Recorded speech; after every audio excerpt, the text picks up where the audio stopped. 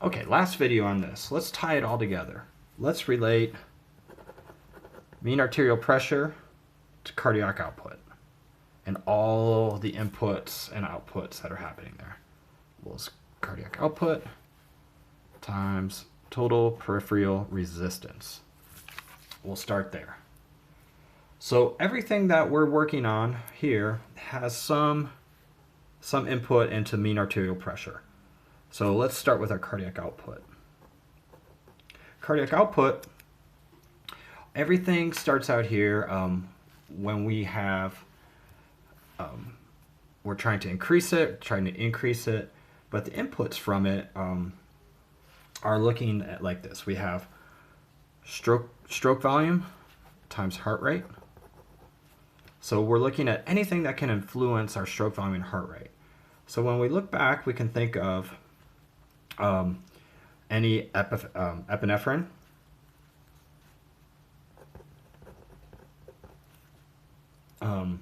floating in the plasma. So we also can get some sympathetic activity from the heart.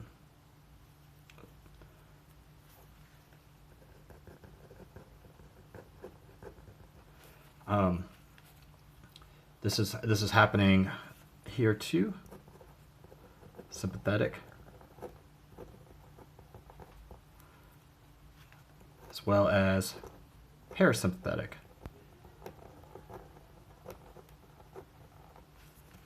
These are all having an influence on our heart rate at the SA node.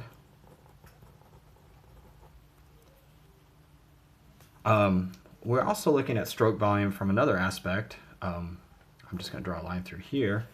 That anytime we have an increase in end diastolic volume, this is coming from the atrial pressures, which means there was an increase in venous return because there was more pressure in the veins of the legs. And then when we look at pressure from the veins, we have some activity from sympathetic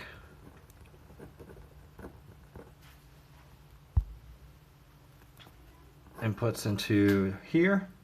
We also have changes in blood volume. The skeletal muscle pump. And then lastly, as we breathe,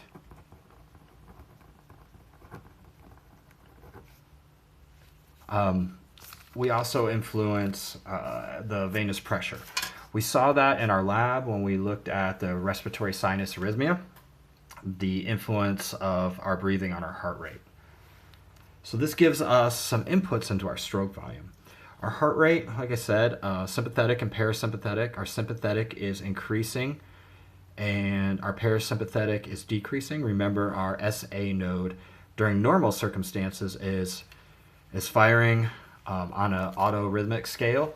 It is setting its own pacemaker at around 100 beats a minute. The sympathetic stimulation of it is going to shorten that action potential. It's also going to increase the force. In addition, the parasympathetic nervous system, while we're at rest, is keeping the heart rate lower.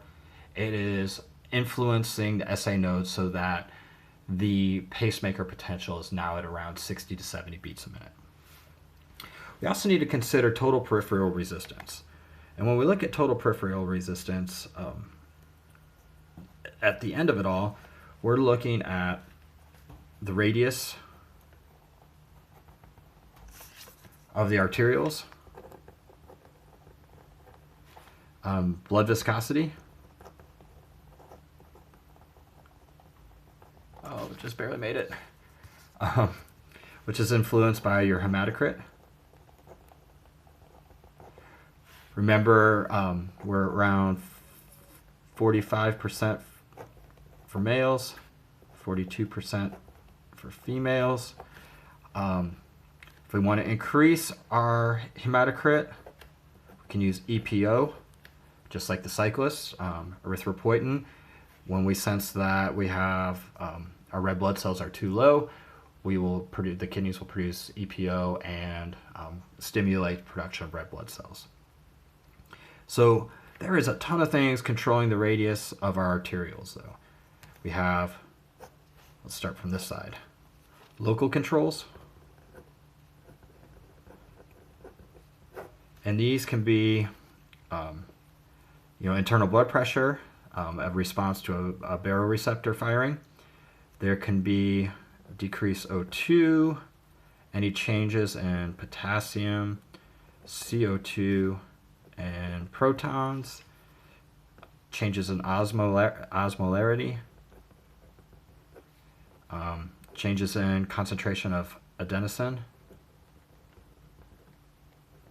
and then a few others like icosanoids, bradykinins, anything when you get injured, and then NO. It's a potent vasodilator. We also have neural controls. I'm just going to come right over here. And this is our sympathetic nervous system influence, and then vasodilators.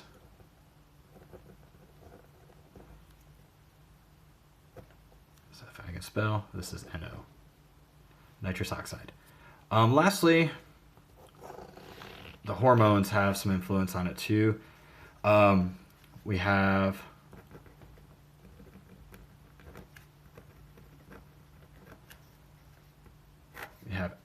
from the we have vasoconstrictors, such as epinephrine, angiotensin II, and vasopressin. Vasodilators,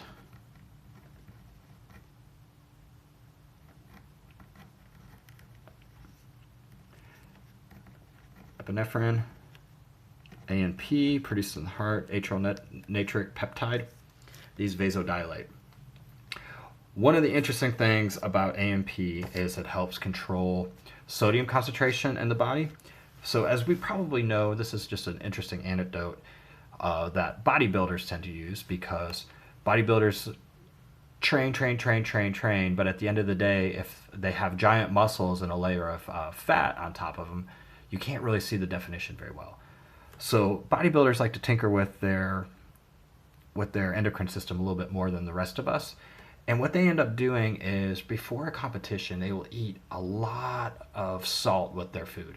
So they'll be putting excess salt for probably a week ahead of time before their competition. And what this does is this increases the heart senses this increase of sodium and says, we have too much of it, we need to excrete it. Wherever sodium goes, it's followed by water. So sodium is in a soluble form and surrounded by water, so that any increases in sodium are dealt with via excretion, and it brings a lot of water and fluid with it. So since ANP is now circulating through your bloodstream at very high concentrations to deal with all the salt that bodybuilder is eating, it's that bodybuilder has now increased their urination, their removal of any of the sodium. What they do is, about a day before 36 to 24 hours before their competition, in order to lean out, they stop eating salt altogether. So their diet now